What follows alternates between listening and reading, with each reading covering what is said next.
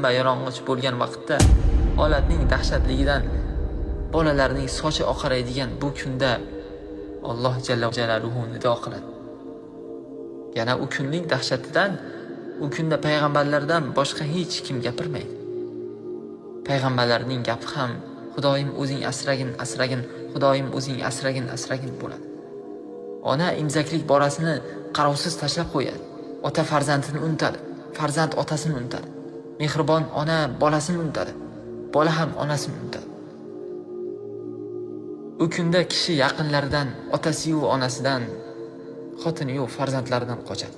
Bu kunda hamma odamni o'zining ishi boshidan oshib-toshib yotadi. Ana o'sha damda hamma o'zim deb qoladi. Hatto payg'ambarlar ham ularning hammalari o'zim deb qolishadi.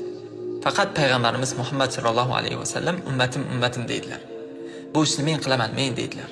Ana o'shanda odamlar bir-birlariga holingizga bir qarasangiz, bizga nima bo'lganiga bir qarasangiz, sizlar uchun Rabbingizga borib shafoat qiladigan biror bir odam bormikin deb qolishadi.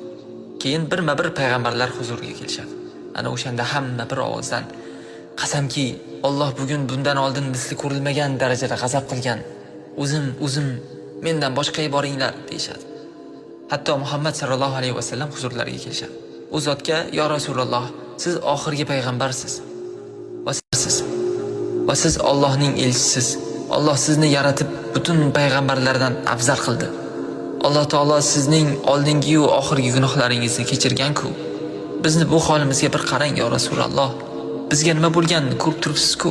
Biz uchun Rabbingizga shafoatchi bo'ling" dedilar. Shunda Habib Muhammad sallallohu alayhi vasallam: "Ha, bu ish meniki" deb Rahmon azza va jallaning arshi ostiga keladilar-da, Alloh azza va jalla uchun sajdaga otiladilar. Shunda Alloh taboraka va taolo u zotga turli maqtov va sanolarni o'rgatib, u zotga oldin hech kimga bermagan ilhom beradi.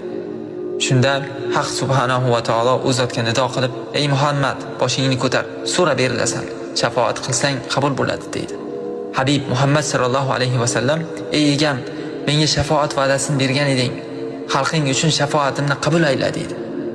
Alloh taolo: "Shafoating maqbul ey Muhammad. Qayt, men ham orangizda hukm etish uchun kelaman" deydi. So'ngra farishtalar saf